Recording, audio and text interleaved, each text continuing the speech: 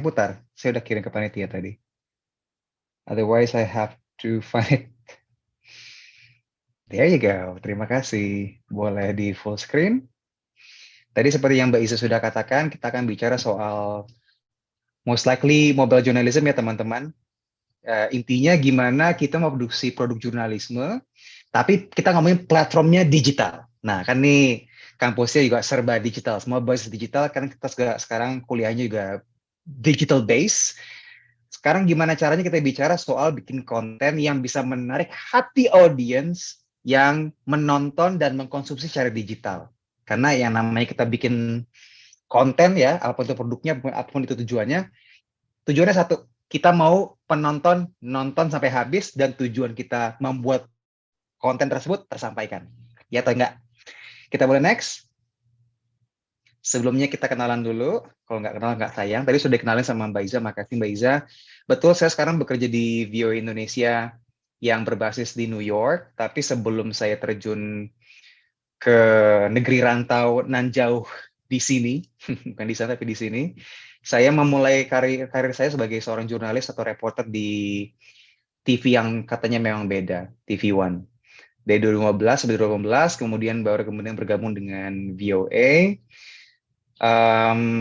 Mulai dari spesialisasi TV sampai sekarang akhirnya sudah era multimedia dan akhirnya saya suka ada spesialisasi di bidang digital. Oke, sebelum saya masuk ke presentasi saya mau kenalan dulu sama teman-teman yang ada di sini. Saya boleh nggak minta teman-teman peserta yang ada di sini ketik di kolom chat, sebut usia kalian berapa? Boleh sekarang diketik? 28, 20, 26, 20, 21. Oke. Range-nya ternyata luas ya. Dari paling muda 19 sampai ada umur seumuran saya malah ada ya. Saya 20 tahun. Oke. Saya boleh tahu latar belakang teman-teman yang di sini apa? Apakah kuliah? Kalau kuliah jurusan apa? Kalau kerjanya apa? Boleh diketik? Silakan di kolom chat. Guru apa? Boleh dijelaskan secara spesifik? As specific as possible. Aktivis apa? Aktivis agama, aktivis lingkungan, guru fisika. Oke, baik. Jobless akan segera mendapatkan job setelah ikut sesi ini. Make up, oke, make up artist ya, saya asumsikan. Staf perencanaan. Oke, apalagi? Salon, admin. Waduh, ternyata range-nya luas banget audiens ini. Oke, this is gonna be very interesting. Relawan kemanusiaan, penyiar, halo. Nah, ini saya profesi dengan saya ini. Oke, good. Interesting audience, interesting. Biasanya saya kalau ngisi kuliah umum, pesertanya rata-rata homogen. Umurnya nggak jauh beda, kemudian mereka dari latar belakang yang sama, kelas ekonominya, minat mereka. Jadi lebih gampang untuk kemudian saya mengemas presentasi saya. Tapi karena ini berbeda, it's gonna be a little bit challenging. Kita boleh next, panitia? Oke, sekarang boleh bantu jawab sekali lagi di kolom chat. Teman-teman dari sudah jawab, terima kasih. Sekarang, dari dua gambar, ada TV sebelah kiri dan smartphone sebelah kanan, mana yang menjadi sumber hiburan dan informasi teman-teman? Pilih satu, please. Pick one. Saya melihat di sini ada yang bilang HP, smartphone, Mas saya bilang TV, HP, smartphone lagi, terus HP lagi, oke? Smartphone, TV, smartphone. Yang menjawab TV cuma dua, smartphone. Oke. HP lagi, smartphone lagi. Oke. Dua-duanya. Oke, thank you, smartphone. Oke, saya boleh simpulkan di sini mayoritas, saya bisa katakan 95% mendapatkan sumber informasi dan entertainment-nya dari yang namanya ponsel. Oke. Ini demografis atau sampel demografis yang menggambarkan situasi zaman now, zaman sekarang. Nggak cuma teman-teman yang hadir di perkuliahan ini, tapi secara gambaran besar, secara mendunia, baik teman-teman yang di Indonesia maupun sekarang di sini di Amerika Serikat, sama seperti jawaban teman-teman. Mayoritas sumber informasi dan juga hiburannya sudah berpindah dari tadi serba di televisi menjadi di smartphone. Ini akhirnya juga mempengaruhi dinamika kita bagaimana kita mengkonsumsi informasi dan juga hiburan. Oke lah, next lagi panitia. Thank you yang sudah menjawab. Nah, karena tadi menjawab sosialnya, ya, dan tadi menjawab ponsel, sekarang saya mau tanya. Pasti punya internet kan? Sosial media yang teman-teman pakai, sosial media apa? Tulis tadi. Semuanya, yang paling aktif. Pilih satu yang paling aktif, atau dua deh. Satu atau dua yang paling aktif. Twitter, Instagram, Twitter, Instagram, IG, TikTok. Pasti 19 tahun tuh. Facebook, TikTok, IG, FB, IG, TikTok, FB, IG, TikTok. Waduh, Telegram. Cerga Intel nih ikutan kuliah nih. Twitter, semuanya. Oke. Saya boleh simpulkan sedikit, mayoritas IG, kemudian ada yang bilang TikTok, kemudian Twitter, mulai muncul Facebook, dan juga YouTube yang bilang Friendster, ketahuan kamu usianya berapa. Oke, thank you for answering. Terima kasih sudah menjawab. Sekarang kita next sekali lagi. Ini ada kaitannya dengan pertanyaan saya tadi, ada kaitannya dengan tren konsumsi media.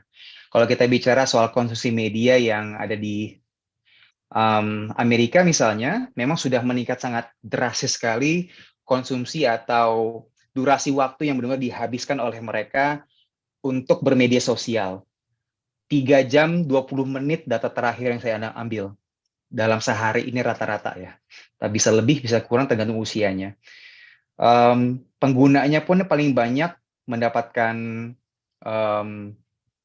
informasi dan hiburan mereka dari ponsel pintar, kemudian ada komputer, baru tablet. Kebanyakan dari ponsel pintar yang memang sudah menjadi kebutuhan primer sekarang. Kebanyakan penggunanya milenial dan Gen Z. Di atas itu mungkin yang lebih tua, di usia orang tua saya sudah cenderung sulit to keep up, jadi mereka masih banyak konsumsi media dari televisi. Next, ini Amerika Serikat ya. Indonesia pun kurang lebih mirip-mirip.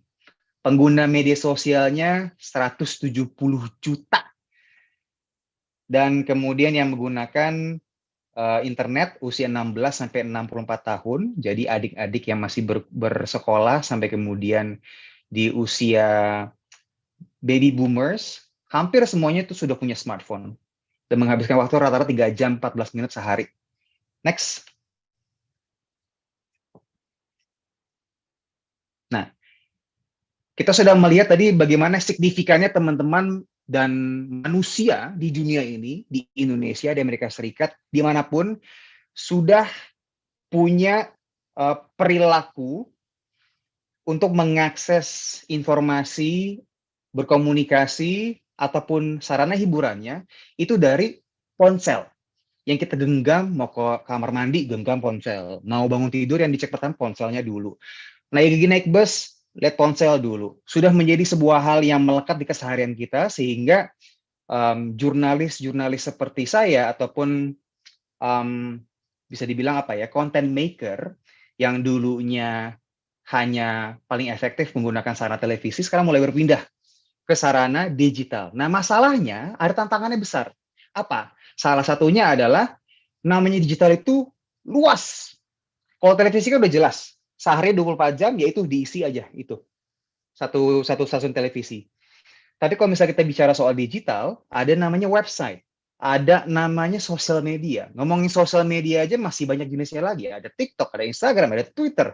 Masing-masing punya demografis yang berbeda juga. Kemudian belum lagi kita bicara soal podcast yang audio. Ini juga penggunanya, demografisnya, usianya beda-beda dari daerah yang berbeda-beda. Akhirnya makin segmented, makin niche. Kita next lagi.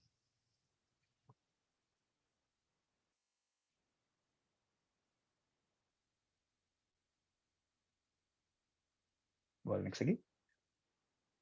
Nah, jadi pertanyaan saya, kalau jurnalis atau content maker ya, karena saya lihat di sini nggak semuanya adalah berlatar belakang jurnalis, kalau mau liputan, kalau membuat konten, baiknya pakai format apa? Apakah bikin artikel, kita taruh di website, bikin kayak blog gitu ya, atau kita bikin syuting video, terus kita upload, kalau mau diupload kemana? Ada YouTube, ada TikTok, ada Instagram. User interface-nya beda-beda. Pusing nggak? Pusing. Saya juga pusing awalnya. Tapi bisa nggak pusing kalau mengetahui rumus berikut ini. Next. Intinya, teman-teman wajib mengetahui ketika bikin informasi, ketika mau bikin berita, udah harus tahu itu berita kamu mau bikin buat siapa. Apakah buat ibu-ibu di kalangan RT RW Anda? Kalau memang iya, mereka usianya berapa kira-kira? Mereka suku apa misalnya? Agama mereka apa misalnya? Bayangkan demografis tujuan audiens Anda tuh as specific as possible. Kalau memang sangat niche, itu akan lebih memudahkan untuk kemudian kita memahami gaya bahasa mereka seperti apa, dan kemudian bagusnya kita uploadnya kemana. Kalau kita ambil contoh tempat kerja saya saat ini di Vio Indonesia, di digitalnya ya, karena ada radio, ada televisi, ada digital. Untuk digitalnya jika kita ngomongin sekarang, itu udah pasti masyarakat Indonesia yang jadi target utama audiens kita. Usianya 15 sampai 54 tahun. Tapi kalau misalnya kita kerucut lagi ke digital, itu main audiensnya udah paling besar adalah generasi millennials dan juga generasi Z. Jadi generasi saya dan mungkin sebagian besar teman-teman yang hadir di sini. Dan tentunya mereka-mereka ini banyak menggunakan media sosial seperti Instagram. Terbukti tadi di kolom chat kan banyak bilang IG. Kemudian Twitter, Facebook, dan juga YouTube. TikTok juga sebenarnya salah satu yang rising sangat cepat. Kita next. Nah, kalau sudah tahu audiensnya, otomatis kita lebih gampang untuk membayangkan mereka sukanya apa, bahasa mereka seperti apa. Makanya tadi saya di awal tidak ujuk-ujuk kemudian langsung memulai presentasi saya. Saya survei dulu untuk memastikan siapa audiens saya.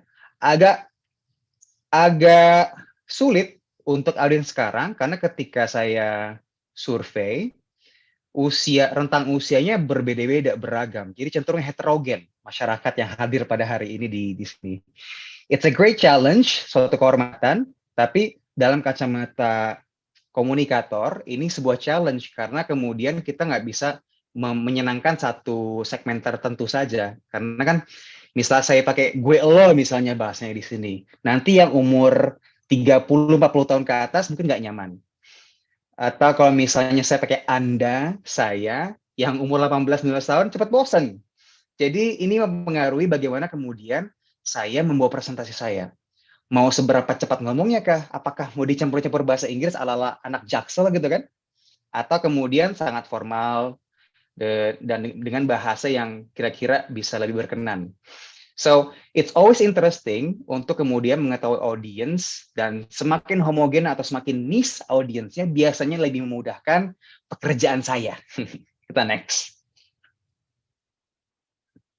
Nah, sekarang saya mau teman-teman di sini menyaksikan layarnya ya baik-baik. Kita akan saksikan dua jenis video yang berbeda mengenai topik yang sama. Kalian mengenal sosok yang di kiri, foto kiri? Ada yang nggak tahu? Kalau ada yang nggak tahu, bilang di kolom komen. Bapak Trump, ada namanya itu, Trump. Ada yang nggak kenal nggak? Apakah semua kenal? Kalau kenal, bilang iya. Iya. Oke, ada yang nyaut. Terima kasih. Saya rasa semua kenal ya. Oke, kalau kenal bagus. Apakah kalian tahu Bapak Trump ini, mantan Presiden Amerika Serikat, menyandang status terdakwa di Amerika Serikat dan saat ini menjadi satu-satunya presiden di Amerika Serikat dalam sejarahnya yang pernah atau yang punya status terdakwa oleh hukum Amerika Serikat sendiri.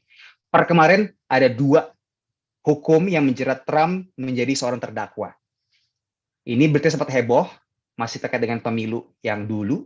Dan terakhir, ada kaitannya dengan Trump quote-unquote dituduh atau diduga selingkuh dengan seorang bintang porno. Itu sekelibatnya ya. Sekarang saya kasih lihat 2 video liputan soal Trump terdakwa bulan lalu. Kita putar video yang pertama. Boleh, Min?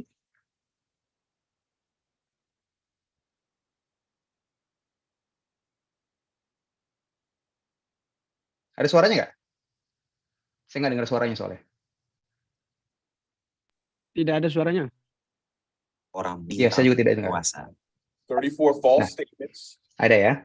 Boleh diputar ulang, Min? Mantan Presiden AS Donald Trump memenuhi panggilan pengadilan di New York dan mengaku tak bersalah atas dakwaan ia terlibat pemalsuan dokumen, termasuk untuk menutupi perselingkuhan dengan seorang bintang film dewasa. 34 false statements made to cover up other crimes. These are felony crimes in New York State, no matter who you are. Sepulangnya ke Florida, Trump disambut hangat pendukungnya. Ia pun kembali tuduh dakwaan terhadap dirinya bermotif politik. With a local failed district attorney charging a former president of the United States for the first time in history on a basis that every single pundit and legal analyst said there is no case. There's no case. Namun dakwaan ini diputuskan oleh Dewan Juri terdiri dari warga biasa New York. Seorang analis menilai serangan Trump terhadap proses hukum hanya bakal menjadi bumerang bagi bakal calon presiden dalam Pilpres 2024 ini. The case is going to be heard based on the facts and the law. And I also don't think it will help him in the main with the American people, because most Americans want the legal process to operate fully and fairly, even with regard to a former president. Tuduhan bahwa dakwaan bermotif politis juga disampaikan sebagian sesama tokoh Partai Republik, termasuk mantan Wapres Mike Pence dan Gubernur Florida Ron DeSantis, dua tokoh yang disebut calon kuat kandidat presiden bila Trump akhirnya urung atau batal maju. Survei terbaru yang dilakukan oleh ABC News bersama dengan konsultan Ipsos menunjukkan hampir separuh dari para responden mendukung pendakwaan terhadap Donald Trump, sementara hampir sepertiganya menolak. Jika dilihat lebih dekat lagi berdasarkan pilihan partisan para responden, hampir 80% dari masa pendukung Partai Republik menilai dakwaan ini bermotif politik, sementara mayoritas masa pendukung Partai Demokrat menilai dakwaan ini sudah sesuai dengan proses hukum yang berlaku. Polarisasi ini pun tampak dari demonstran yang berkumpul di New York. I'm here to support my president, Donald Trump, the greatest president in American history, probably the best leader on planet Earth ever. He's a con man. He has a lot of people still fooled. Most New Yorkers he doesn't fool, but I hope they'll see the light. Selain dakwaan di New York, Trump juga hadapi investigasi tuduhan mencampuri hasil Pilpres di Georgia, serta investigasi seputar serangan 6 Januari 2021 oleh pendukungnya di gedung Capitol. Dari kota New York, Randy Wicaksana dan tim VOA. Oke, video tadi adalah video yang saya buat untuk televisi. Sekarang kita bandingkan, dan nanti saya meminta pendapat teman-teman ya, dengan video yang satu ini yang dibuat untuk audiens di Instagram, Twitter, dan juga Facebook. Boleh Min putar, Min?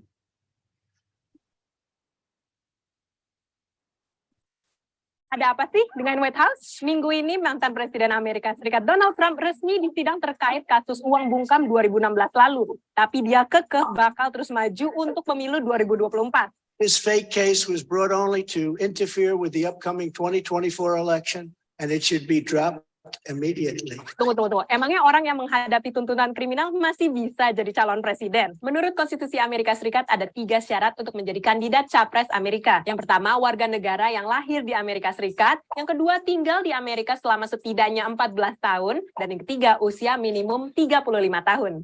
Nggak ada tuh kewajiban untuk punya rekor kriminal yang bersih. Melansir The New York Times, ada loh yang pernah kampanye capres dari penjara Amerika. Ada Eugene Pidetz yang dihukum karena pidato anti perang, dan Lyndon LaRouche yang dihukum karena konspirasi federal dan penipuan pakai surat. Keduanya nggak menang. Trump sendiri pernah bilang kalau dakwaan ini tidak akan membuat dia mundur dari pemilu 2024. Yang ada ini bisa meningkatkan popularitasnya. Terus nanti gimana kalau misalnya Trump terpilih lagi menjadi presiden? Masih bisa didakwa nggak tuh? Menurut Departemen Keadilan Amerika Serikat, presiden yang sedang menjabat imun dari dakwaan dan tuntutan pidana. Alasannya, dakwaan dan tuntutan pidana bisa mengganggu kemampuan lembaga eksekutif untuk melaksanakan tugas konstitusionalnya. Trump kini menjadi mantan presiden pertama Amerika Serikat yang terjerat kasus pidana.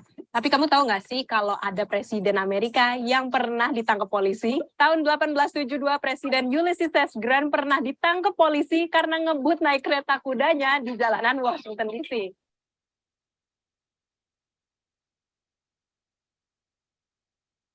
Oke, sekarang saya mau tanya ke teman-teman, kalian kalau disuruh pilih antara video 1 dan video nomor 2, kalian akan lebih suka video 1 atau video 2? Video Boleh ditulis 2. di kolom komen. 2, ada yang bilang 2, ada yang bilang 1. 2.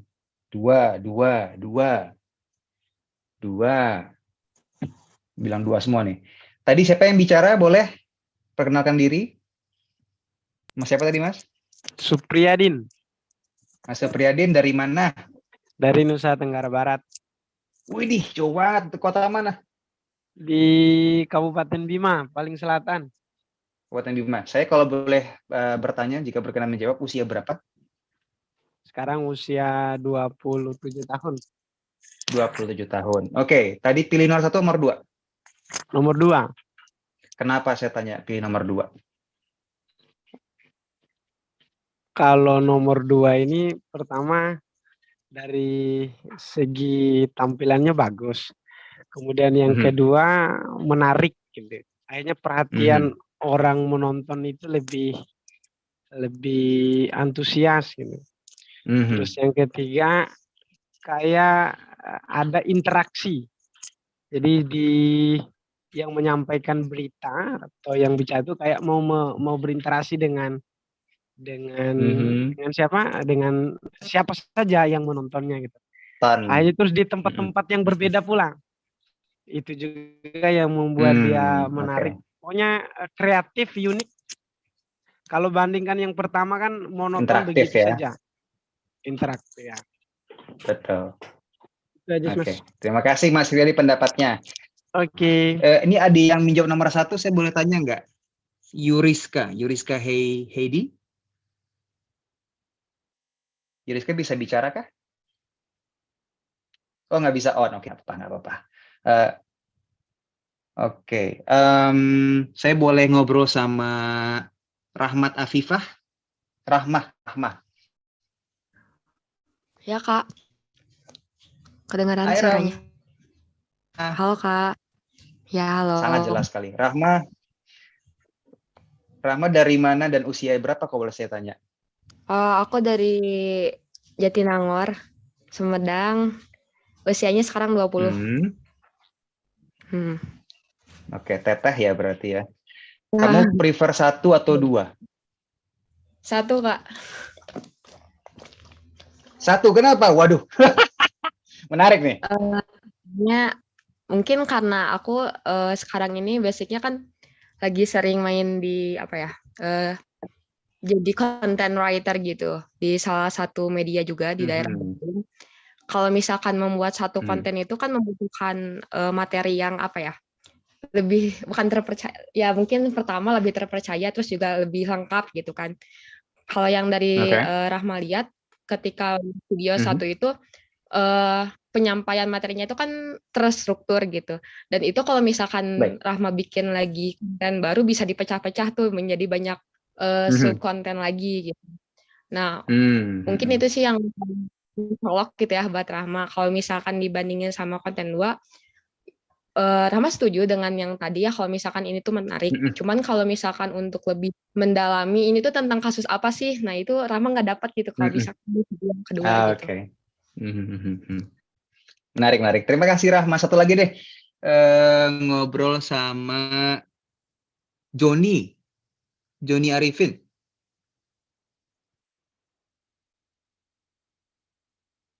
John, bisa dengar suara saya? Halo, Kak. Bisa bicara nggak, Joni? Halo. Hai, Joni. Kenalan dong. Namanya siapa? Halo, Usia berapa? Dari mana? Nama saya Joni, dan usia 30 tahun, dari Sumatera Utara. Wah, Horas. Bang Joni. Bang Joni kenapa pilih nomor 1? Dengar, Bang. Nomor 1 dia pembahasannya lebih fokus ke masalahnya Donald Trump ya, daripada nomor 2. Jadi kita informasi yang kita dapatkan lebih jelas gitu, nggak mana-mana informasinya. Sedangkan yang nomor 2 dia informasinya sampai ke tahun 1800-an ya, melebar kemana-mana. Betul. Nah, itu aja sih. Ada trivia. Sip. Berarti Bang Joni orangnya kayak serius nih ya, senang bener-bener ngulik persoalan politik benar-benar mau tahu politiknya, bener nggak? Ya gitu lah kira-kira kan lebih fokus aja di bahasan aja. Siap. Mantap. Terima kasih Bang Yoni. Saya senang dengar pendapat-pendapat begini sekalian survei sebenarnya Mbak Iza, karena orang kan beda-beda ya, setiap orang ya. Cuma kalau misalnya saya lihat, kalau misalnya secara sekilas di kolom chat, mayoritas bilang nomor 2 ya. Dan banyak juga yang bilang nomor 1 dengan punya alasannya masing-masing. Dan semuanya valid. Tapi ini kembali bukan soal salah benar, tapi kembali kepada persoalan demografis audiens. Video nomor 2, ini kita kemas sedemikian rupa dengan informasi yang bilang Bang Joni tadi nggak fokus, karena memang kita kemasnya untuk audiens di sosial media. Ya memang demografisnya saya sudah saya mention tadi. Demografisnya muda, Gen Z, Gen Millennials, yang memang mayoritas punya alergi terhadap berita politik. Jadi mereka nggak bisa kita kasih kemasan politik yang terlalu mendalam, ngomongin pasal-pasal, kemudian sejarah yang terlalu monoton, itu mereka cenderung bosen. Akhirnya apa? Akhirnya geser, ganti ke Dunia Manji, ganti ke Dedi, atau gantinya lagi langsung ke Raffi Ahmad. Itu saingan-saingan kita sekarang, para jurnalis yang bergelut di dunia media sosial. Karena banyak banget saingannya, nggak cuman TV sebelah lagi kita ngomongin media mainstream secara tradisional ya. Nah, makanya kita kemasnya begini, kita juga nggak bisa semendalam di video 1. Video 1 memang lebih mendalam, itu serius banget kan ya. Bahasanya formal, kemudian tadi nongol ada saya juga, harus dandan formal, rambutnya sampai lepek deh gitu ya, sampai basah banget. Karena memang sudah ada tuntutan penontonnya adalah penonton yang menonton berita dengan wibawa atau karisma tertentu. Dan sudah ada nilai yang dibawa dari sejak lama. Karena ini kan media lama ya, dari tahun 90-an berkembang sampai dengan sekarang, udah 30-40 tahunan. Jadi sudah punya model bakunya gitu untuk produk jurnalisme yang tayang di televisi. Jadi bahasanya formal, pun tidak membahas, tidak menyinggung pembahasan-pembahasan yang terlalu mendalam kalau misalnya di video nomor 2. Nah, satu hal lagi yang membedakan video nomor 1 dan video nomor 2, kalau kalian simak, adalah durasi. Kenapa durasi? Di video 1 durasi 3 menit. Karena memang sudah jadi kalau teman-teman belajar jurnalistik televisi, udah jadi pakemnya. Karena harus ngisi slot durasi 1 jam buletin misalnya gitu kan. Jadi produser makin panjang makin senang biasanya. Jadi nggak usah bikin berita banyak-banyak mereka. Nah, kalau yang video nomor 2, kita pastikan kita berusaha sebisa mungkin kalau memang tayangnya di Instagram atau di Twitter atau di TikTok, itu semenit, 2 menit itu udah lama banget. Semenit kita coba usahakan memasukkan semua berita dagingnya di situ. Nampak seperti mudah, tapi justru tidak mudah, karena sulit meringkas begitu banyak informasi ke dalam durasi yang sangat pendek. Nah, kenapa kita bikin pendek? Karena teman-teman yang berusia atau teman-teman yang sudah sangat akrab dengan teknologi dan media sosial, retensi atensinya itu pendek banget. Jadi udah nggak bisa punya kesabaran ataupun nontonin prosesi seremonial yang terlalu bertele-tele. Dibuka dulu oleh MC, kemudian ada lagi Pak RT-nya ngobrol dulu 7 menit sendiri, bahkan belum masuk ke dalam isi. Itu mereka biasanya udah pegang HP masing-masing, udah scroll-scroll. And we don't want that. Lagi-lagi kembali kepada tujuan kenapa kita bikin konten, kita mau kontennya santai, ditonton sampai habis kan. Jadi ini udah jadi model perilaku demografis yang kita hadapi. Kalau misalnya udah tahu audiensnya adalah audiens muda, usahakan konten Anda seringkas seminim mungkin dan daging-dagingnya aja. Kalaupun dagingnya nggak terlalu menarik, kasih animasi, dikasih presenter yang fresh pembawaannya, nggak terlalu baku. We do this because we know our audience. That's why muncullah pengemasan seperti di video nomor 2 ini. Kita next lagi, Min.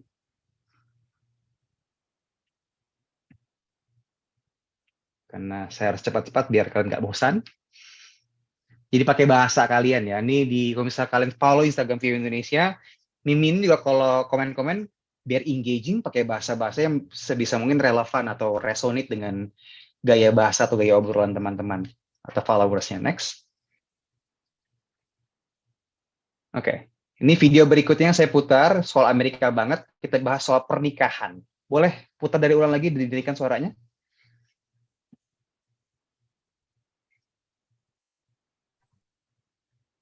Tidak cinta kamu lagi, aku mau cerai.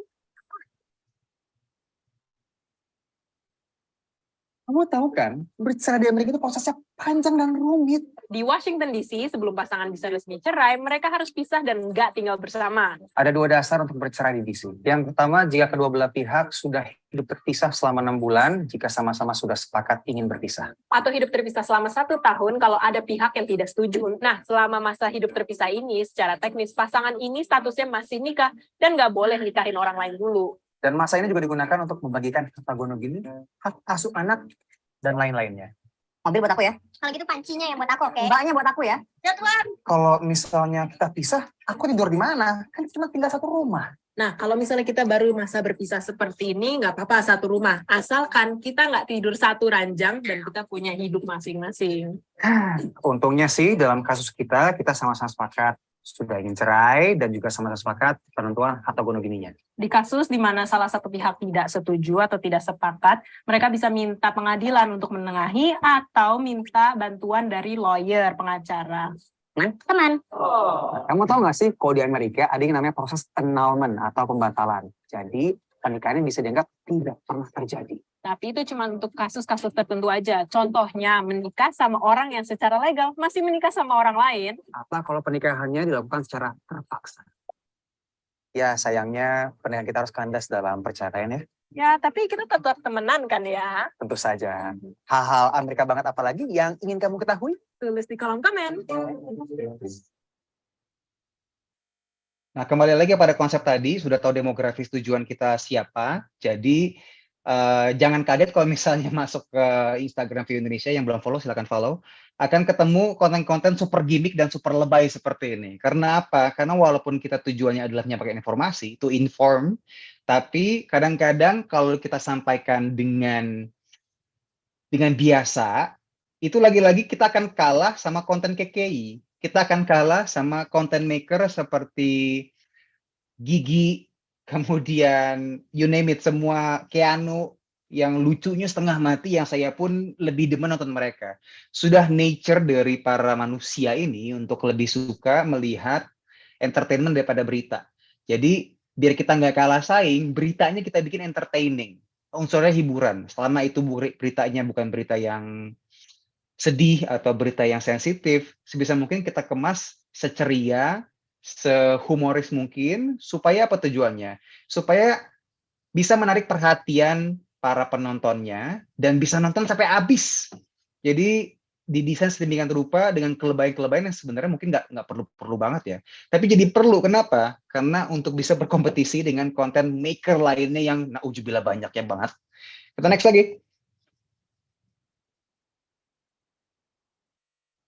Dan beberapa komponen lain yang perlu dipertimbangkan untuk teman-teman ketika bikin konten atau produk jurnalistik adalah hal-hal seperti faktor visual. Visual yang seperti apa? Yang dramatis, yang mengejutkan, dan terstruktur. Kita next lagi. Dan pastikan ada unsur tidak biasa. Unsur yang unik, unsur yang extraordinary, yang luar biasa. Saya kasih gambar KKI bukan untuk kemudian melecehkan KKI, tapi ini KKI adalah contoh yang sempurna. Karena kalau kita ngomong soal media arus utama seperti televisi, orang-orang seperti KKI dulu tidak akan pernah masuk ke layarnya, kecuali untuk jadi bahan olok-olokan untuk program acara seperti Sri Mulat ataupun humor-humor yang sifatnya slapstick. Tapi ketika lahir internet dan media sosial, KKI booming luar biasa besar, padahal isinya hampir nggak ada. Tapi followers banyak banget, engagement tinggi, dan akhirnya dia bisa making fortunes out of her fame. Dia malah jadi figur yang cukup berpengaruh di dunia kehumoran para influencer. Karena apa? Karena KKI punya faktor unik, tidak biasa. Dia tahu kelemahan dia tahu kekurangan dia tahu giginya jadi olok-olokan, digunakan itu. Dia gunakan dengan maksimal sampai kemudian ya akhirnya apa? Mendapatkan engagement yang sangat amat tinggi. Jadi yang namanya visual bagus itu nggak melulu presenter cantik, ganteng, six pack, tinggi, putih, rambut panjang. Selama itu mendapatkan perhatian atau bikin kita noleh karena ketidakbiasaannya, it might work on your favor.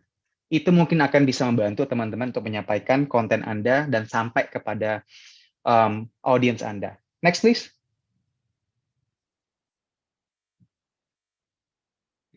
Dan jangan lupa harus organized dan structured.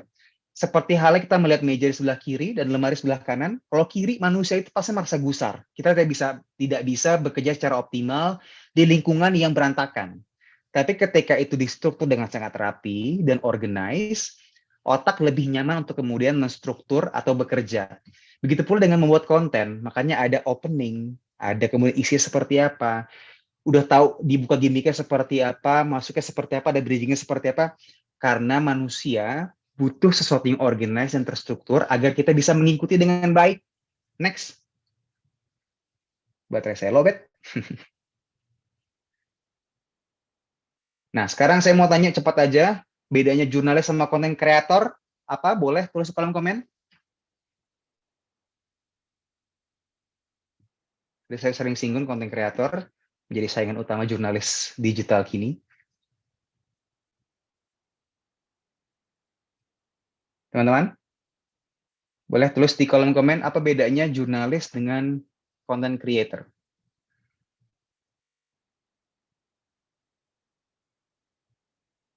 Wah, tidak ada yang menjawab nih.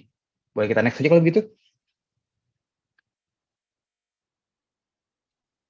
Next lagi.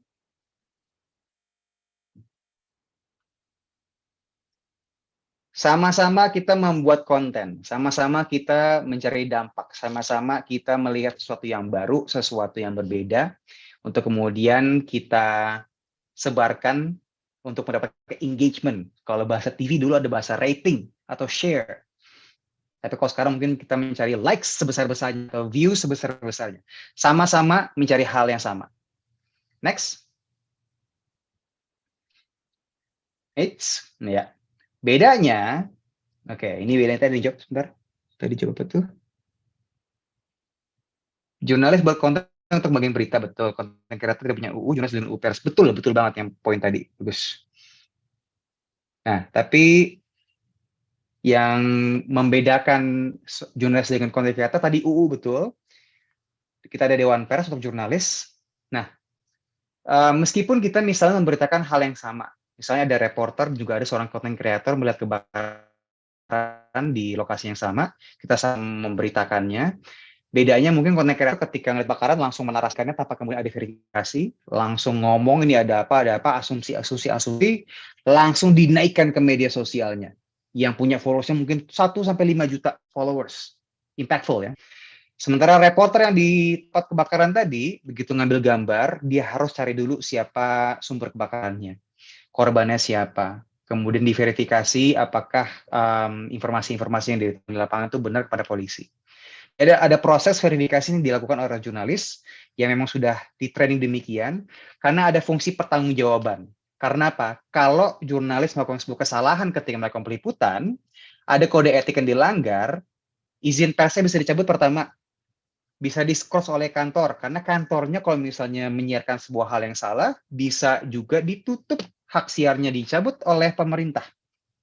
Sementara kasus-kasus seperti yang udah influencer atau content creator, ketika mereka tidak melakukan proses verifikasi dan hanya mengedepankan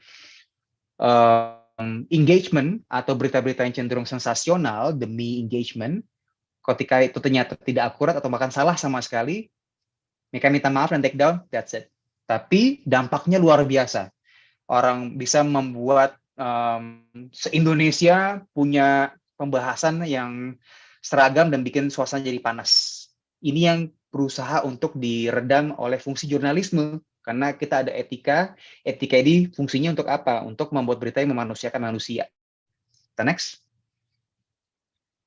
Contoh terakhir yang bisa kita amati mungkin Dunia Manji ketika masa pandemi, kalau teman-teman ngikutin dulu ya.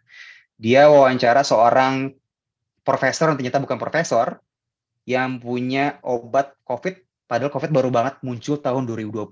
Setelah ditelusuri ternyata dia bukan profesor dan dunia manji cuma bisa minta maaf dan take down, that's it.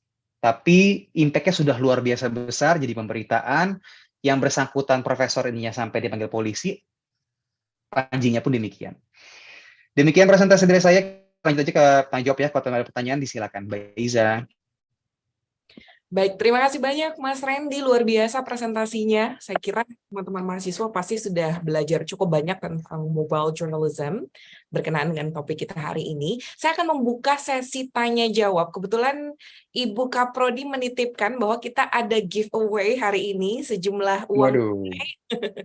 Berapa Ibu Kaprodi uang tunainya? Tapi yang jelas kita akan memberikan giveaway begitu ya kepada teman-teman yang memberikan pertanyaan terbaik. Saya buka dulu sesi pertama, silakan. Kalau ada yang ingin bertanya kepada Mas Randy, boleh raise hand. Nanti saya akan... Silakan. Tanya aja saja, tanya gaji ya. Silakan teman-teman. Yuk, mumpung Mas Randy lagi ada di UIC nih untuk berbagi tentang mobile journalism. Terutama mahasiswa komunikasi digital, dosen-dosennya mungkin ada yang mau bertanya juga, boleh. Saya coba cek di kolom komentar juga nih, mungkin ada yang mau bertanya kalau ada. Aku mau tanya dong. Oke, Mbak Iza. Sama Mbak Aisyah. Oke, Mbak Aisyah ini salah satu dosen di Prodi Sains Data. Kebetulan beliau juga merupakan Kaprodi nih, Mas Randy. Oh, siap-siap. Oke, Ya, Mbak Mas Aisyah, Randy. silakan. Ya, aku mau nanya, sorry nih nggak on cam ya Mas Randy, karena juga jaringannya nggak bagus kalau on cam nanti.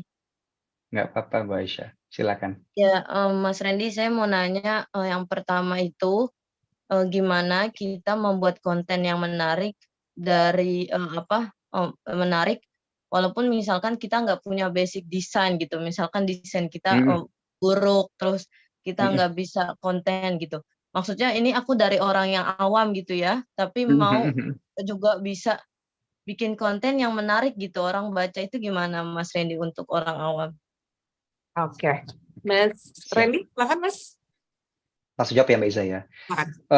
Bu Aisyah sebenarnya nggak perlu tahu desain, nggak perlu punya skill editing yang gimana-gimana, asal tahu pertama audience, kedua mau nyampein apa. Karena udah ada, jadi gini Bu, intinya adalah kita pahamin dulu manusia itu seperti apa. Kita kalau di jalan, tiba-tiba ada yang teriak, tiba-tiba ada yang berantem, kita berhenti nggak?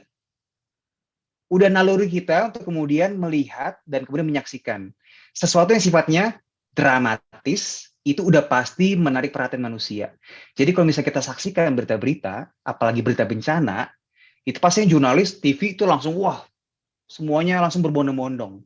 Karena ini sebuah momen yang memang sangat menarik perhatian, karena semua unsur hal-hal yang menarik perhatian manusia itu ada di situ. Pertama, dramatis. Karena apa? Bencana, banyak orang nangis, banyak orang marah-marah, banyak orang kehilangan.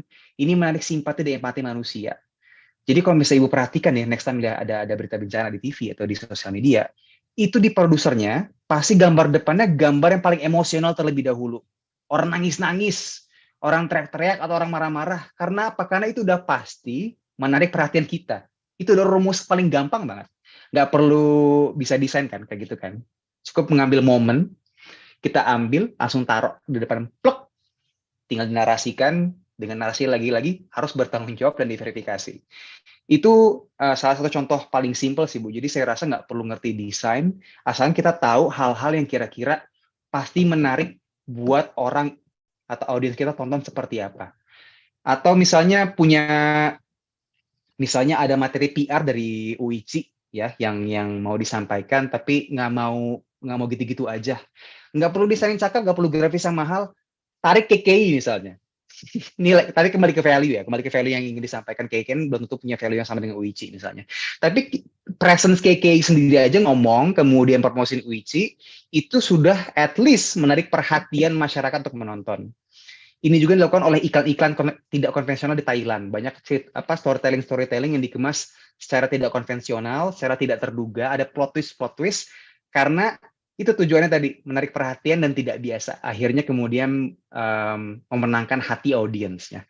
Kurang lebih itu sih Bu, semoga membantu jawabannya. Oh, boleh aku respon dulu nggak? Mangga, silakan.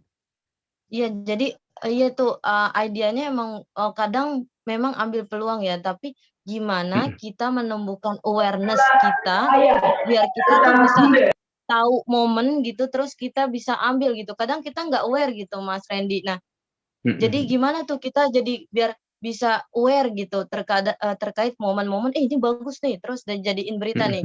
Gimana itu ada sense of the awareness-nya gitu, Mas Randy? Aku sendiri pun sampai akhirnya bisa menjawab pertanyaan kayak gini kan karena memang diuntungkan oleh jam terbang ya Bu Aisyah. Karena saya mulai berkarya 2014-2015, jadi ya belajar lah. Belajarnya apa ya, saya diterjunin ke lapangan dulu di TV One, nggak ngerti berita yang bagus atau jelek kayak gimana Bu, cuman taunya masuk TV aja pokoknya dulu tuh. Cuman lama-lama kita memahami, oh ini yang bagus, ini yang nggak bagus, ini membosankan, ini nggak membosankan. Emang harus observasi dan terjun terlebih dahulu. Jadi nggak ada resep pasti yang kemudian bisa langsung menumbuhkan insting jurnalisme langsung ngerti. Selain ya mau nggak mau harus praktek sih Bu. Banyak-banyak nonton berita. Yang biasanya kita nonton berita cuma nonton menikmati, coba kritis sih. Ketika kita nonton sesuatu, entah itu di sosial media atau di TV, tanya ke diri sendiri, ketika kita nonton 10 detik, kita udah lihat HP, itu tandanya most likely itu berita nggak berhasil menarik perhatian Anda. Itu berarti kurang menarik, entah cara membukanya, entah beritanya, entah narasinya. Banyak banget faktor. Entah presenternya yang membosankan, entah narasinya yang suaranya sengaja ganggu kuping kita, akhirnya kita ganti. Banyak faktor banget yang kemudian mempengaruhi keputusan kita untuk ganti remote atau tetap nontonin. Oh, oke. Jadi praktis ya kayaknya ya, tetap praktis ya. Praktis ya Bu, apalagi kalau anak-anak kuliah tuh tepatnya praktis banget kan. Kalau saya kan nggak kuliah jurnalisme, seandainya saya kuliah jurnalisme mungkin tuh ketika masuk kerja udah punya pemahaman yang lebih tinggi karena punya jam terbang. Tapi karena saya nggak punya ya latihannya di lapangan. Oke, ini the second question ya, mungkin the last juga. Go ahead. Nah, yang tadi yang konsistensi berarti kan practice and konsistensi. Nah, terkadang kita yang beginner untuk mau bikin content creator, janganlah yang jauh-jauh gitu, mungkin kayak saya Kak Prodi, untuk menjelaskan prodi saya gitu. Nah, ngebangun konsistensi ini gimana ya Mas? Kadang kita harus konsistensi gimana Bu? Konsistensi untuk awareness itu, terus untuk mempraktekkan, jadi kita tahu bisa observasi setiap saat secara konsisten itu gimana ya, membangun jiwanya gitu atau motivation-nya gitu, biar kita tetap keep going, Mas Randy. Udah itu pertanyaan terakhir. Aku nggak terlalu bisa menjawab pertanyaan itu, tapi kalau misalnya berkaca dari pengalaman aku akhirnya bisa kritis sama konten atau berita-berita yang aku bikin karena aku peduli dengan berita yang aku bikin. Jadi kayaknya penting buat entah kaprodinya atau mungkin untuk mahasiswanya ketika bikin konten nggak cuma sekedar untuk sekedar selesai gitu loh Bu. Tapi benar-benar punya sense of belonging. Gue bikin konten ini karena gue mau banget nih yang nonton ini nih harus paham soal ini nih gitu loh. Jadi entah mungkin kita bisa cari subjek-subjek yang setiap mahasiswa atau setiap orang yang terlibat di perkuliahan Ibu Aisyah misalnya peduli gitu loh Bu. Entah soal isunya, entah kemudian I don't know, harus ada goal sih. Karena kalau saya pribadi ketika udah terjun ke lapangan, saya udah pitch liputan ke newsroom, saya mau meliput soal orang ini, orang si A nih, karena dia punya kisahnya memilukan, dan orang-orang tuh harus tahu, karena orang-orang salah paham. Ada keterlibatan perasaan oleh saya yang ingin saya sampaikan lewat cerita saya itu misalnya. Nah, saya nggak mau gagal usaha saya, karena saya udah terjun ke lapangan, udah capek liputan, saya mau ini kelar, tapi nggak cuma sekedar kelar, tapi benar-benar orang yang nonton nyampe pesannya gitu loh Bu. Jadi ada sense of belonging yang udah terbangun dari diri saya sendiri. Nah, mungkin itu PR dari Ibu Aisyah dan teman-teman untuk kemudian cari kira-kira yang punya sense of belonging biar orang-orang atau teman-teman yang berkuliah di UIC itu punya sense of belonging terhadap apa yang mereka bikin gitu loh Bu. Jadi mereka nggak cuma sekedar bikin karena pengen ya udah selesai tugas aja kok ini gitu loh. Oh, Semoga oke bisa oke. membantu. Berarti emang important juga ya sense itu ya, membangun sense. Jadi berita itu dari sense-nya juga ya. Kalau enggak juga enggak ini Harus ya. care Ibu, harus care. Karena Oh, apa? Karena gitu. impact-nya apa kalau misalnya kita nggak care sama berita yang kita bikin? Sensasional kan? Jadi ingat ada insiden-insiden berita di TV-TV yang kemudian viral karena jurnalisnya nanya perasaan, karena jurnalisnya nggak punya data, kemudian di bencana alam asal-asal ngomong kemudian salah, karena mereka ditugasin gitu aja gitu loh, mereka nggak punya sense of careness terhadap subjek mereka. Jadi begitu sampai nanya perasaan ke subjek yang kena bencana, itu kan sebenarnya nggak etis. Kalau misalnya kita ada keterlibatan perasaan, saya pakai perasaan banget deh kalau misalnya liputan, karena kalau nggak ada perasaan bisa kacau berarti yang kita bikin sensasional doang, nggak ada verifikasi, nggak bisa mikirin impact ke depannya seperti apa. Oke. Baik. Clear sih. Thank Ya, you terima banget. kasih banyak pertanyaannya, Thank you. luar biasa. Mas Randy juga dijawab dengan sangat baik. Tadi berkaitan dengan motivation, sebetulnya setiap orang punya motivasi tersendiri ya, Mas Randy. Ada yang tadi sepakat dengan sense of belonging gitu ya, artinya noble cause apa gitu, tujuan apa yang ingin kita capai melalui konten jurnalisme yang dibuat gitu. Jangan sampai kita sekadar money driven atau nyari-nyari like, comment, subscribe, fame begitu ya dalam tanda kutip. Baik, saya akan kasih pertanyaan tambahan nih dari teman-teman mahasiswa. Ini ada Mas Sulfikar. Mas Sulfikar dari Prodi Bisnis Digital. Silakan Mas. Ya, bismillahirrahmanirrahim. Terima kasih atas kesempatan yang telah diberikan. Assalamualaikum warahmatullahi wabarakatuh. Ya, untuk pertanyaan saya untuk Bang Randy, ya, misalnya kita begini, kita sedang menulis sebuah konten, nah, lagi asik-asiknya ya, sementara asik-asiknya membuat konten, tiba-tiba di tengah jalan kita bingung, lanjutnya ini apa ya? Nah, untuk mengatasi itu bagaimana Bang? Terima kasih. Siap. Makasih Bang Sulfikar. Ini ada istilahnya, namanya writer's block. Ini lumrah Bang Sulfikar. Writer's block, BLOCK. Jadi penulis memang kadang-kadang ada proses kreativitas yang dibutuhkan ketika penulis membuat karya gitu kan. Ini terlepas dari apapun pekerjaannya ya. Baik itu novelis, jurnalis seperti saya, atau mungkin orang-orang yang sekedar bikin jurnal ilmiah atau misalnya bikin proposal. Ini sebuah hal yang perlu dipahamin, wajar banget Bang Sulfikar. Jadi ketika itu terjadi, jangan discourage, jangan kemudian patah semangat. Karena proses kreatif itu memang nggak bisa dipaksakan. Kadang-kadang otak ini kan ada mentoknya. Nah, saya nggak bisa ngasih tahu Bang Sulfikar harus melakukan apa, karena menurut saya setiap orang itu beda-beda pendekatannya seperti apa.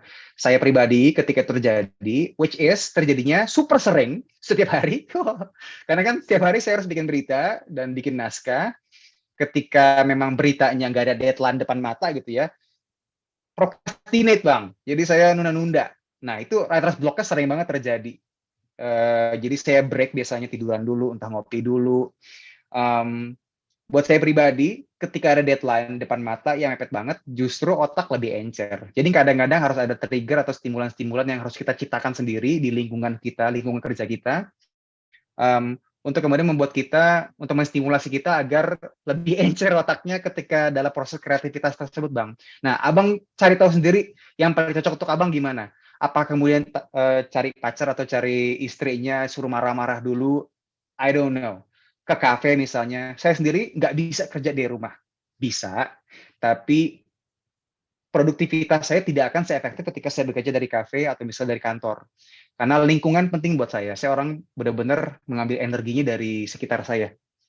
Jadi ketika nggak ada supervisi, nggak ada kanan kiri yang suasana bekerja, jadinya leha-leha, dikit-dikit buat nyalain TV, dikit-dikit malah browsingan, dikit-dikit malah belanja. Aduh, ujung-ujungnya malah bokeh. Jadi cari trigger atau stimulan eksternal atau internal yang kira-kira paling efektif Bang, untuk kemudian nge-push Bang Zulfikar agar kemudian writer's block itu bisa diminimalisir. Semoga bantu Bang. Oke. Mas Zulfikar bagaimana, terjawab ya? Oke, siap Bang. Baik, terima kasih. Terima kasih banyak. Selanjutnya kita lanjut ke mahasiswi, ada Mbak Rahma Afifah. Mbak Rahma, silakan. Dari prodi mana mohon disebutkan dulu ya. Oke. Sebelumnya terima kasih buat kesempatannya. Aku Rahma Afifah dari prodi psikologi. Izin bertanya juga, mungkin sebelumnya maaf nggak bisa menyalakan kamera gitu. Mungkin yang ingin saya tanyakan itu terkait ini ya, citizen journalism gitu.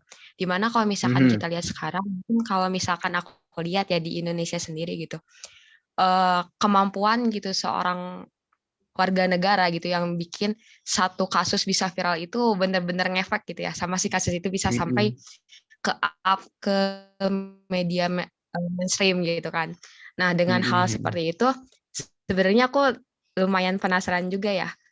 Sebenarnya apa sih yang terjadi? Kenapa hal itu tuh kayak sangat bukan dibangga-banggakan, tapi seakan warga negaranya juga bilang kalau misalkan kasus di Indonesia itu nggak bisa diselesaikan secara hukum kalau misalkan nggak viral, sampai ada kalimat seperti itu gitu.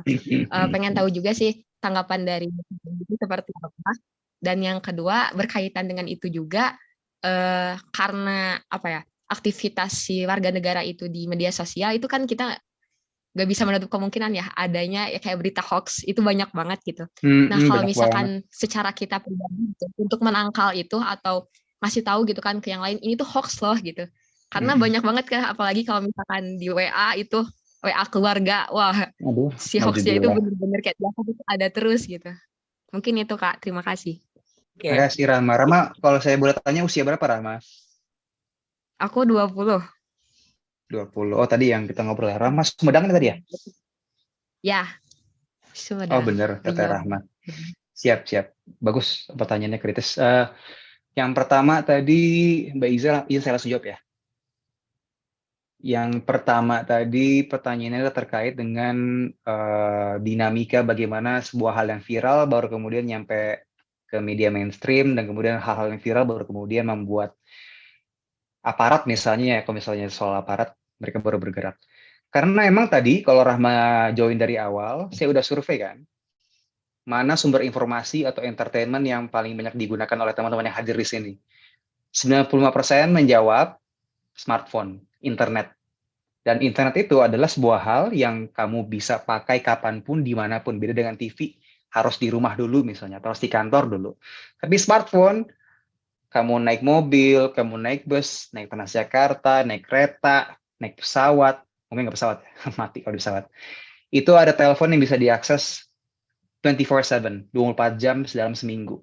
Jadi nggak berhenti, namanya arus informasi itu terus datang terus. Nah, ini kemudian menggeser perilaku kita mengkonsumsi informasi yang dulunya dirajai dan dipegang, dihegemoni oleh televisi. Hanya ada 9 televisi dulu, nggak boleh lebih. Diatur sama pemerintah. Ada UU-nya, kanal juga terbatas, yang analog. Jadi sumber informasi semuanya dari situ mau nggak mau. Dan kadang-kadang kemudian malah disalahgunakan oleh orang-orang yang punya kepentingan politik dengan kepemilikan media. Saya sudah tahu kan siapa saja. Nah sekarang berubah kedudukannya, konstelasinya. Sekarang nggak ada lagi eksklusivitas kepemilikan. Semua orang punya akses untuk membuat berita, menyebarkan berita, dan menerima berita tanpa ada batasan waktu tertentu. Jadi sehari bisa ada 2 berita heboh yang saingan misalnya. Jadi mau nggak mau sekarang, ini sebenarnya sehat nggak sehat sih Rahma, kalau menurut saya pribadi. Nggak sehatnya ya karena kemudian banyak hoax bertebaran, seperti pertanyaan poin nomor 2 kamu tadi. Tapi sehatnya adalah sekarang ada fungsi watchdog yang tidak hanya eksklusif dari jurnalis-jurnalis seperti saya, tapi orang-orang seperti Rahma yang mungkin tidak punya kartu pers, punya fungsi watchdog juga kalau bisa melihat ada aparat atau pemerintah yang kemudian sewenang-wenang depan mata terjadi, ada HP tinggal rekam, tinggal naikkan. Cuman yang agak ngeri adalah narasi-narasi yang kemudian dimasukkan oleh orang-orang yang nggak ngerti misalnya. Tapi ini sehat karena kembali lagi media itu kan muncul, jurnalisme itu kan muncul utamanya sebenarnya untuk jadi pilar keempat demokrasi kan, watchdog untuk kemudian mengontrol pemerintah agar tidak sewenang-wenang. Nah, masalahnya ketika medianya besar, banyak media mulai sewenang-wenang juga, mulai agak mana-mana. Nah, muncullah kalian-kalian ini yang sebenarnya bisa kemudian membawa keseimbangan lagi terhadap dinamika tadi watchdog saling melihat, saling monitor. Tinggal bagaimana caranya seluruh masyarakat punya literasi digital seperti Rahma yang kritis, nggak semuanya asal sebar. Nah, pertanyaan kedua masuk. Bagaimana kita bisa melihat hoax atau tidak hoax? Ibu saya baru ngirim saya WA soal berita baju yang dicuci deterjen bisa bikin kanker. Saya nggak bisa jawab tuh ke ibu saya benar apa kagak. Karena perlu ada PR kalau untuk jurnalis nanya ke analis, kita cari ahli untuk kita wawancara. Karena mereka yang udah punya background dan punya expert how do you call it? Punya keahlian untuk kemudian bisa menjawab itu benar atau tidak. Orang-orang seperti saya nggak bisa menjawab kan. Nah, kalau dari saya, gampang. Ketika melihat sebuah berita, lihat sumbernya siapa. Ketika dia ngasih argumen atau kasih data, lihat datanya yang provide siapa. Apakah badan yang bisa dipercaya, ataukah sumber yang bisa dipercaya. Kemudian lihat artikel siapa yang nyebarin. Kalaupun media apa. Harus penting juga sekarang untuk tahu media ini punya siapa, kecenderungan ideologinya apa. Karena nggak semua media itu ideologinya sama. Ada yang ke kanan, ada yang ke kiri, ada yang tengah, ada yang kemudian tengah tapi ternyata punya misi juga sendiri. Ini butuh literasi digital yang memang di atas rata-rata untuk kemudian bisa survive di era digital ini. Semoga menjawab Rahma. Boleh ingin bertanya juga nggak? Boleh. Ini izin saya, Mbak Iza. Aku izin stop video sebentar. Aku mau ngambil charger, tapi bisa sambil menjawab sebentar ya. Silakan sambil jalan aja. Oke, baik Mbak Rahma, terima kasih banyak atas pertanyaannya. Saya izin beralih ke kolom komentar dulu ya, teman-teman. Nanti kembali lagi untuk teman-teman yang mau menghidupkan mikrofon, saya beri kesempatan. Baik, ini ada pertanyaan dari Mas Agus Untung. Tadi sudah belum ya Mas Agus Untung? Sudah ya? Atau Sulfikar yang pertama tadi ya? Oke. Selanjutnya Mas Agus Untung di kolom komentar, saya mau bertanya bagaimana keabsahan produk jurnalistik kalau dibuat dengan menggunakan ChatGPT. Karena sekarang mudah sekali membuat konten dengan ChatGPT. Nah ini menarik ya, teman-teman pasti semua penasaran juga jawabannya. Saya pun gitu, silakan Mas Randy. ChatGPT, aduh. Makasih pertanyaannya. Ini to be honest, saya mungkin belum bisa menjawab secara baik, Mbak Iza. Kenapa? Karena ini hal yang baru banget, Mbak Iza. Super duper baru, dan saya sendiri jujur deg-degan luar biasa. Karena nggak tahu ini apakah kemudian jadi alat bantu yang bisa membantu atau memudahkan pekerjaan saya, atau justru kemudian jadi saingan baru. Kan sedang mulai bertebaran sekarang presenter AI ya. Cuman ya, itu belum jadi saingan lah. Mereka ngomongnya aja masih mencela-mencela. Tapi si ChatGPT ini emang ngeri-ngeri sedap. Karena kalau disuruh bikin naskah berita, bahasanya bisa lebih bagus daripada bahasa yang saya bikin. Jadi kayak Bang Zulfikar tadi Bang, ngomongin writer's block ya, tiba-tiba bingung nulis apa lagi gitu kan. Ini ChatGPT nggak ada itu, writer's block. Tinggal disuruh bikin naskah jadi tanpa mikir panjang mau berapa durasi, seberapa panjang. So this is a challenge yang butuh, dan jawabannya adalah bukan kemudian kita boycott AI atau ChatGPT ini, karena nggak bisa kabur nih, teknologi berkembang terus, emang sudah hakikatnya, sudah fitrahnya begitu. Sudah fitrahnya TV kalah sama internet, emang ada waktunya.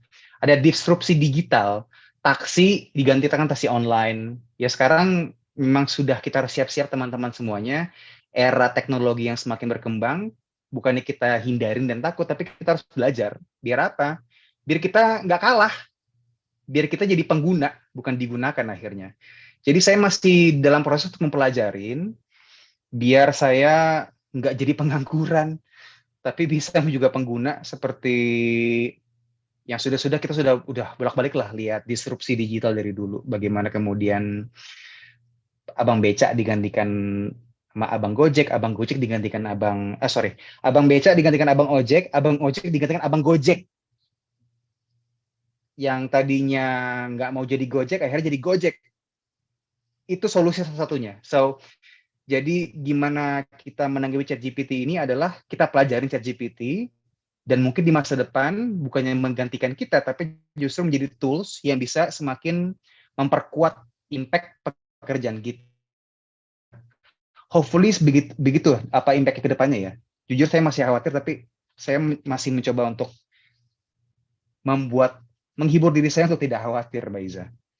Oke, Mas Randy, kebetulan karena saya juga insan komunikasi nih sebagai PR practitioner, jadi punya perasaan yang sama, tapi sepakat dengan tadinya jadikan ChatGPT ini sebagai tool ya teman-teman, sebagai alat dulu. Saya selalu ingat pesan pesan dari Profesor Laude Masihu Kamaludin, Rektor UICI, bahwa ChatGPT ini sebetulnya harus disambut baik, tapi ingat teman-teman tetap harus melakukan yang namanya verification ya, seperti tadi di awal dalam materi Mas Randy juga sempat dipaparkan mengenai hal itu. Jadi jangan sampai kita telan mentah-mentah, karena correct me if I'm wrong, database-nya cuma sampai 2021 ya, kalau tidak salah. Jadi silakan dikoreksi kalau saya salah. Cuma untuk membuat konten jurnalisme yang tentu saja matang dan baik begitu ya, kita harus menggunakan data yang betul-betul valid seperti tadi Mas Randy katakan. Jadi teman-teman jangan menelan mentah-mentah, harus tetap melakukan yang namanya verifikasi. Baik, itu untuk pertanyaan mengenai ChatGPT, menarik sekali, terima kasih Mas Agus. Saya beralih lagi ke teman-teman yang mau on cam ya. Mas Abdurrahman Mainanda dari Prodi apa Mas Abdurrahman? Dari psikologi Kak. Oke, psikologi, silakan Mas. Terima kasih sebelumnya Kak telah diberikan kesempatan untuk bertanya. Saya bertanya ini lebih awalnya itu ke fenomena perkembangan media televisi dan media online pada era zaman hari ini. Karena saya pikir media televisi dari awal terbentuknya dulu sampai sekarang memang sangat-sangat berubah. Karena menurut saya awalnya televisi itu hadir itu untuk bagaimana sebagai guardian of justice, sebagai penjaga dari permasalahan yang ada di masyarakat. Cuman makin berkembangnya zaman, berkembangnya waktu, lebih banyaknya itu saya lihat lebih ke penggiringan opini agar masyarakat itu percaya apa opini yang akan disampaikan oleh media. Contoh kalau kita larikan pada televisi Indonesia, sudah sama-sama tahu ada 3 raksasa televisi yang ada di Indonesia, dan itu yang ketiga-tiganya berafiliasi dengan partai politik dan tentu ada kepentingan politik di situ. Dan juga masyarakat juga untuk mencari validitas kebenaran sebuah peristiwa ataupun informasi tentu juga susah divalidasi karena tergantung kepentingannya itu apa dulu gitu. Nah, itu kalau saya lihat perkembangan televisi hari ini, mungkin Abang juga sepakat dengan itu atau tidak, nanti saya juga pengen tahu gimana pendapat Abang, karena sebelum Bang di VOA juga saya lihat tadi juga pernah jadi di televisi Indonesia juga gitu, salah satunya gitu yang saya sebut salah satu yang terbesar. Lalu yang kedua, kalau bicara tentang sebagai content creator lah, karena sekarang temanya itu mobile journalism, terkadang kita juga terjebak dengan clickbait Bang gitu. Kita tertarik untuk melihat sebuah informasi itu dilihat di clickbaitnya dulu gitu. Malahan clickbait ini lebih banyak menjebak ketimbang isinya. Misal contoh peristiwa meninggal, itu cepat misalnya, atau hal-hal yang sangat mendadak itu cepat diklik. Nanti ketika ditonton ternyata berbeda isinya gitu. Nah, tentu itu juga sebagai tantangan sebagai kami mahasiswa yang ada di UICI, juga beberapa kawan-kawan konten kreator, tantangan untuk bagaimana membuat narasi yang pas, yang bagus gitu.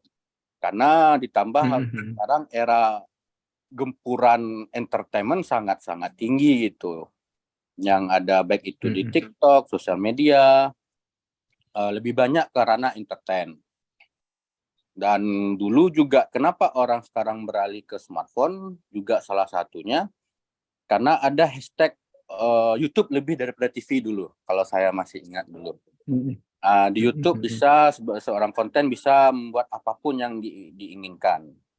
Nah itu mungkin itu awalnya karena bagaimanapun saya pikir televisi juga mengejar rating untuk bagaimana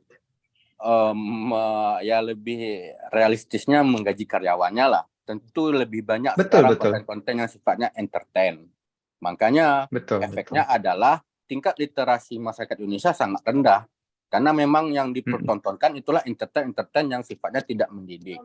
Oke, baik. Mas Abdurrahman, maaf saya potong karena waktu kita tinggal sedikit. Iya, siap, Kak. Pertanyaannya dulu, Kak. Sudah cukup ditangkap juga oleh Mas Randy. Salah satu tadi mengenai clickbait. Silakan Mas Randy. Siap, saya mau nanya balik ke Mas Abdurrahman. Mas Abdurrahman, clickbait itu bagus atau jelek menurut Anda? Singkat aja, jelek atau bagus? Kalau saya tergantung, Bang. Jelek atau bagus? Kalau menurut saya jelek. Jelek, oke. Saya kurang sepakat dengan Mas Abdurrahman. Buat saya clickbait itu perlu. Tapi yang jelek itu ketika judulnya apa, isinya apa. Itu yang haram, itu yang menjengkelkan, itu yang dihindari. Tapi clickbait yang bertanggung jawab yang perlu kita promosikan, kita kampanyekan. Kenapa? Karena saya lihat ini dari sudut pandang marketer. Marketingnya seperti apa? Karena mau nggak mau, namanya berita yang saya bikin, saya mau ditonton dong beritanya dong. Agar bisa ditonton sebanyak-banyaknya gimana? Ya harus punya unsur marketing atau pengetahuan marketing yang bagus. Clickbait adalah salah satunya. Kalau misalnya kita jualan atau misalnya kita ke mall, kita dihadapi dengan toko-toko yang beragam kan ya. Itu toko-toko bersaingan satu dengan lainnya. Mana toko yang naruh tulisan sale paling gede di depan, itu yang biasanya paling banyak dapat traffic untuk masuk ke dalam. Demikian pula dengan berita yang saya taruh di media sosial, itu etalasenya masih saingan dengan ribuan etalase yang semuanya teman-teman follow di Instagram. Jadi bayangkan kalau nggak clickbait, udah pasti lewat main scroll aja. Dan I don't want that. Saya mau Anda menonton berita saya 10 detik pertama udah bikin penasaran dan nonton sampai habis. Kemudian ketika saya nonton merasakan pesan yang saya berusaha sampaikan. Saya mau jual itu. Nah, makanya misalnya teman-teman lihat produk VOA bisa diintip di Instagramnya VOA Indonesia, gaya atau pengemasan judulnya itu agak-agak klik ya kalau boleh saya katakan. Tapi clickbaitnya saya pastikan clickbait yang bertanggung jawab. Karena kita ambil angle yang memang kita sekiranya akan menarik perhatian dari para followers, tapi isinya sesuai dengan apa yang kita tahu di judul kok. Dan yang paling penting, empati ya. Jadi itu tuh clickbait-nya bukan clickbait yang kemudian merugikan orang, bukan clickbait yang kemudian menyudutkan orang secara tidak bertanggung jawab. Kita berusaha sedemikian rupa untuk kemudian cover both side dan balance. Itu yang berusaha untuk disampaikan. Jadi clickbait, menurut saya pribadi, nggak haram kok hukum. Yang haram memang ya berita-berita yang nggak bertanggung jawab, yang nulisnya apa, kemudian ketika diklik isinya apa.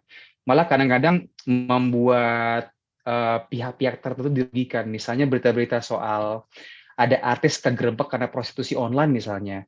Yang harusnya kemudian kita bahas soal kasusnya, tapi ini malah mengobjektifikasi si perempuannya misalnya. Kemudian dibahas nih perempuan siapa, dia pakai baju apa, BH-nya apa. Aduh, itu nggak bertanggung jawab. Clickbait nggak clickbait banget.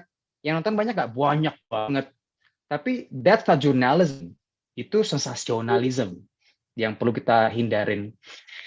Nah, pertanyaan pertama tadi Mas Abdur tadi, saya lupa. Soal apa tadi Mbak Iza? Soal validasi. Boleh diingatkan? Validasi tadi Bang. Dalam mencari sebuah informasi. Soal kepemilikan berita ya. Yes. Berita ya. Iya. Oke. Nah, ini Mas Abdurrahman, saya berdoa semoga UICI ini ada di seluruh Indonesia mahasiswanya ya, sehingga muncul orang-orang seperti Mas Abdurrahman ini. Karena apa? Karena di era sekarang yang arus informasi deras, semua orang bisa bikin kanal berita, semua orang bisa bikin institusi berita, atau institusi konten, atau institusi media.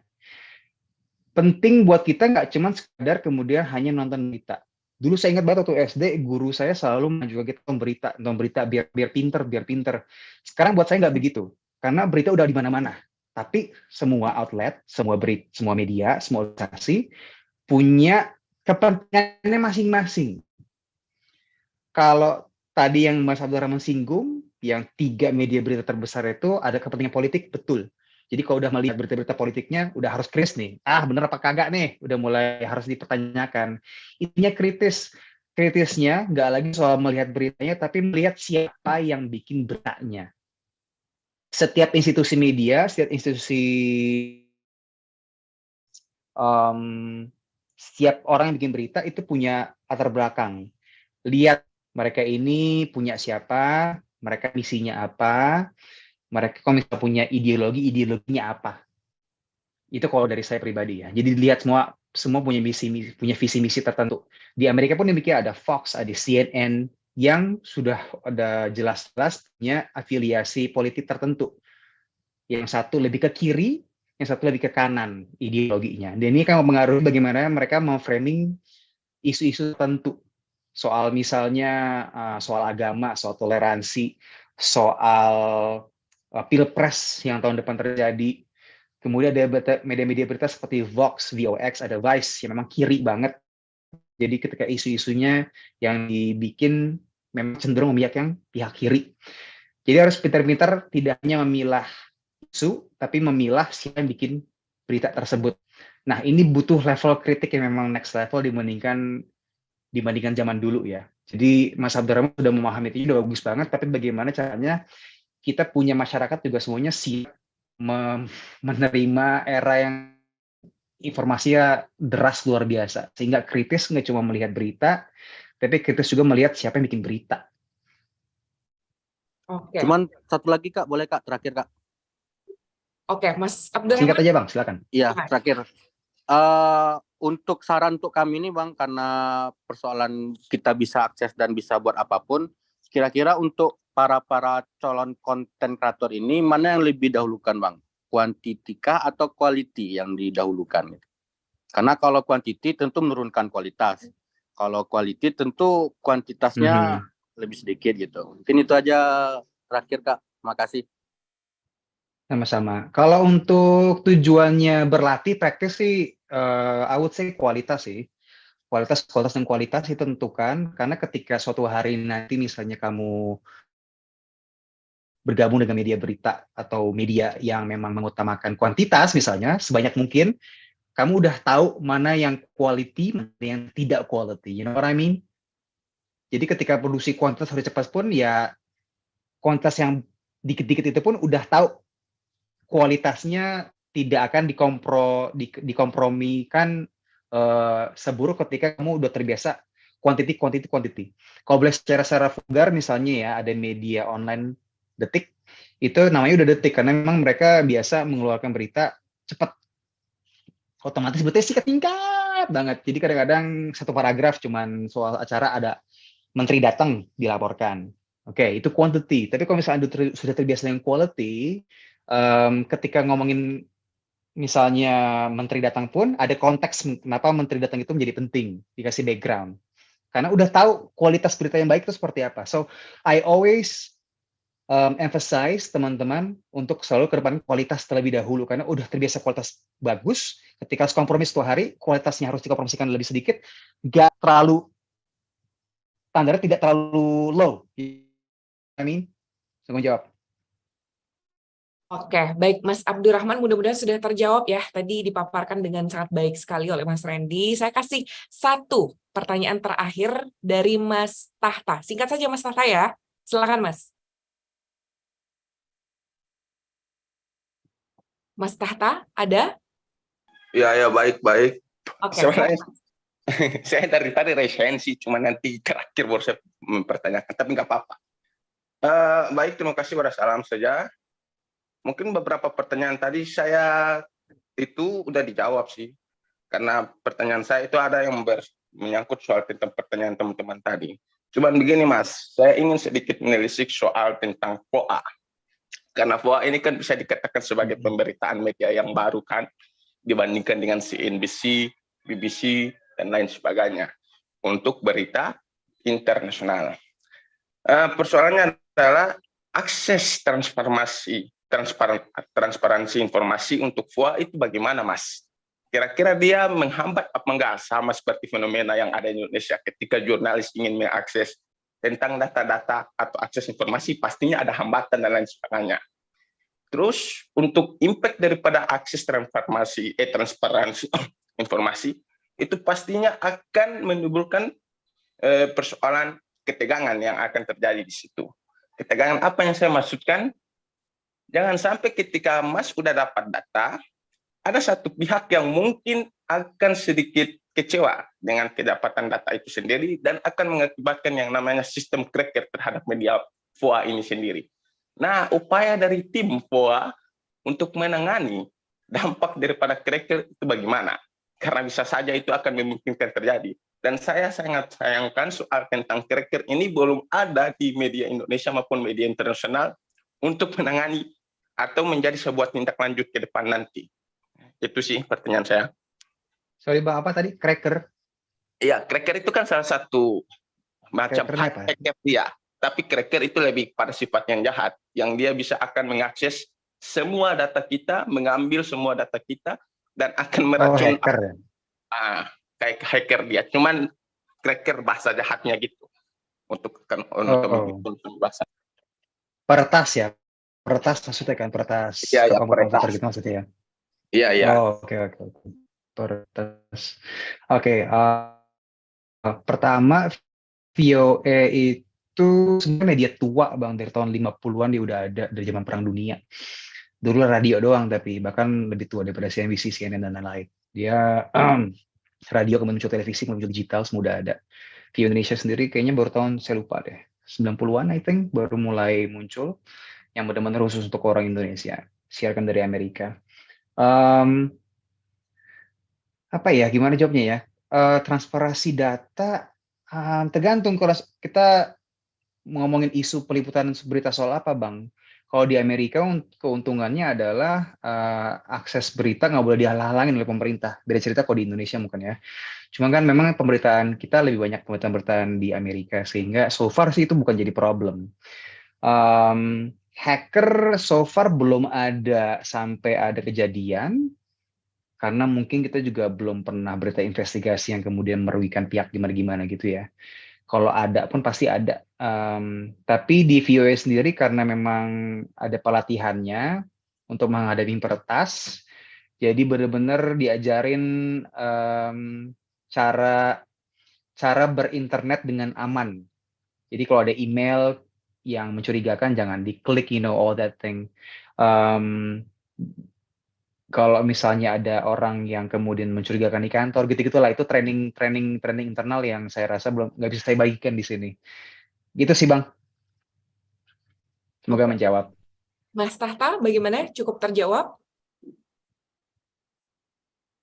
Ya cukup sih, cuman upayanya kan butuh yang nama pencegahannya sih. Makanya itu sih, tindak lanjutnya gimana sih Mas? Kira-kira kalau misalkan untuk pencegahan daripada clickbait dan lain sebagainya kan itu mungkin jadi hal umum. Cuman kan ada yang namanya cracker. Cracker ini udah di atas rata-rata hacker loh Mas. Yang bisa mengakses data tanpa harus clickbait dan lain sebagainya. Itu yang harus jadi tindak lanjut dari tim VOA itu sendiri. Ini saya sebenarnya ngasih saran loh Mas untuk VOA-nya.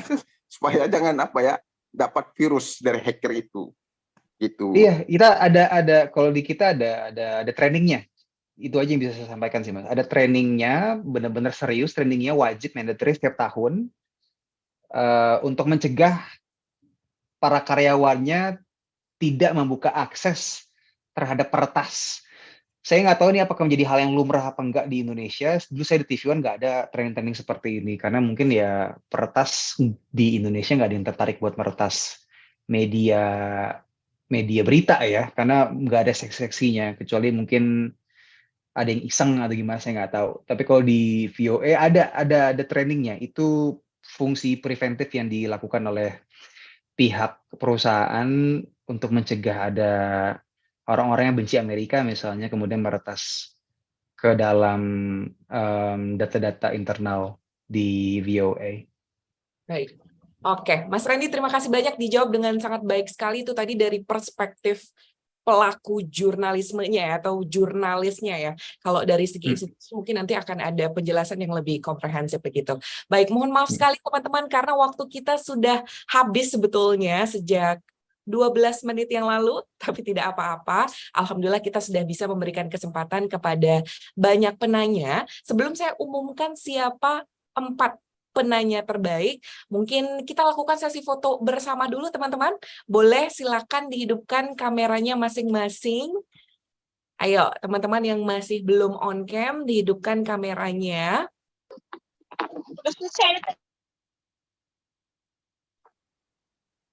Baik. Aba-aba dari saya ya, mohon dibantu juga teman-teman panitia untuk screenshot. Hitungan ketiga. 1, 2, 3. Sekali lagi. 1, 2, 3. Lagi. 1, 2.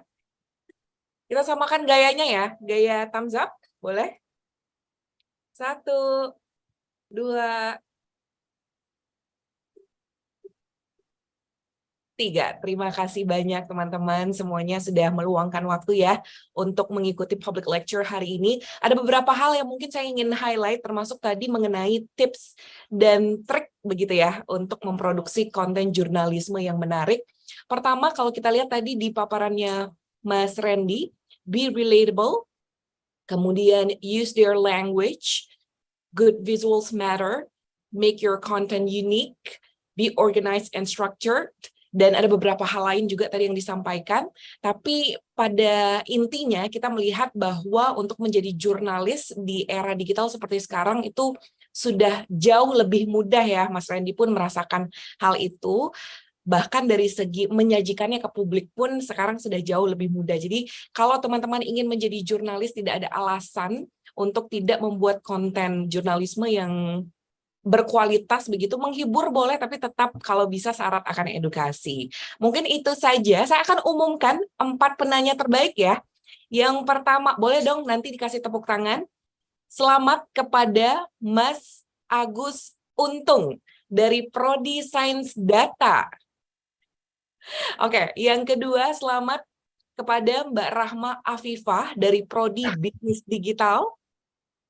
Selamat juga saya ucapkan kepada Mas Abdurrahman dari Prodi Psikologi. Dan yang terakhir, ini saya serahkan ke Dewan Juri ini, ada di grup dosen komunikasi digital. Oke, yang terakhir, selamat kepada Mas Muhammad Tahta AR Tatang dari Prodi mana ya Mas Tahta tadi? Nanti mungkin teman-teman silakan langsung klaim hadiahnya ya, ada sejumlah uang tunai berbentuk e-money begitu ya, nanti akan dikirimkan oleh rekan-rekan dari Prodi Komunikasi Digital. Silakan teman-teman langsung hubungi saja dosen kita yang paling kece, ada Mas Ilham Setiawan ya. Saya kira semua udah punya WhatsApp-nya. Klaim hadiahnya melalui beliau. Mungkin itu dulu pada kesempatan hari ini. Mas Randy udah nguap-nguap tuh, kasihan banget. Mas Randy, thank you so much for making the time for us. Makasih, sukses terus di Amerika gitu ya, terus membanggakan Indonesia dengan karya-karyanya yang luar biasa. Dan teman-teman, jangan lupa juga tonton karya-karya Mas Randy ya, ada banyak sekali documentary movie ya, film-film dokumenter yang beliau buat, itu semuanya keren-keren dan tentu sangat. Makasih. Again, thank you so much Mas Randy dan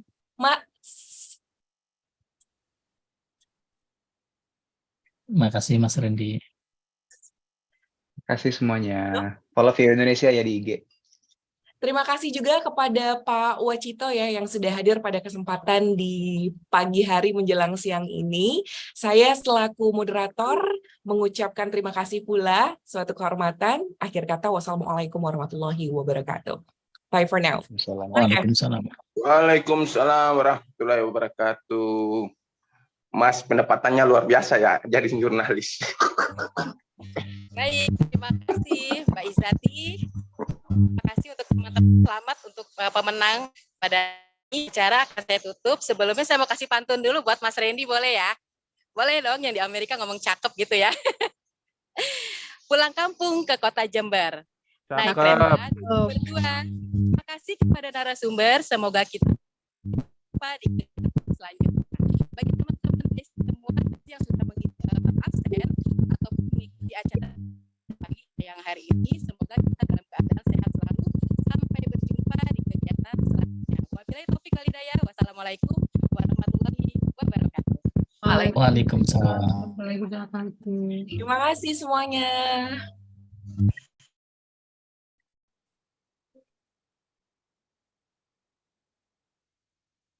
Izin pamit, Mbak, Mas.